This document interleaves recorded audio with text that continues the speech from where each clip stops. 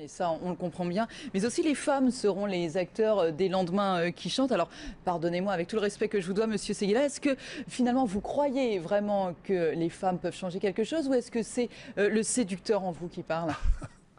Séducteur, il est derrière moi, je vous rassure tout de suite. J'entre dans ma 80e année. Je n'ai vraiment plus l'âme à jouer les séducteurs. Et puis, je suis très heureux de ma femme depuis 37 ans et 5 enfants. Alors, donc, là-dessus, merci mon Dieu et merci Sophie. Non, pas du tout. D'abord, il faut savoir que ces 50 dernières années, les progrès de la libération de la femme, le mot est un peu ridicule, ont plus progressé que depuis le début de l'humanité. Bon. Deuxièmement, les valeurs féminines sont en train de conquérir la société et que les hommes, même s'ils ne s'en rendent pas compte, sont en train de se féminiser au sens valeur du terme. L'homme donne la guerre, c'est la mort. La femme donne la vie, c'est l'enfantement. Qui peut réinventer le monde?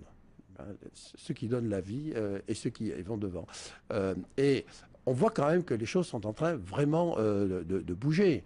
Parce que c'est pas encore tout à fait ça. La parité n'est pas vraie. On est au 42e rang pour la parité derrière le Sri Lanka et la Namibie. Mais il y a tellement de progrès qui se font tous les jours. Et je crois qu'on a pris conscience qu'aujourd'hui, ne pas mettre leur femme à leur place, c'est-à-dire la même que la nôtre, c'est être hémiplégique. On se prive de 50% de nos neurones, de nos qualités, de notre charme, ils en ont souvent plus que nous, de notre efficacité et de ces valeurs de la femme qui sont l'harmonie, l'équilibre, la tolérance, toutes les valeurs de la maternité, le partage. Je pense que c'est elles qui vont inventer demain. Elles ne vont pas sauver l'humanité. Même si sans elles, il n'y aurait plus d'humanité. Elles vont sauver l'humanisme.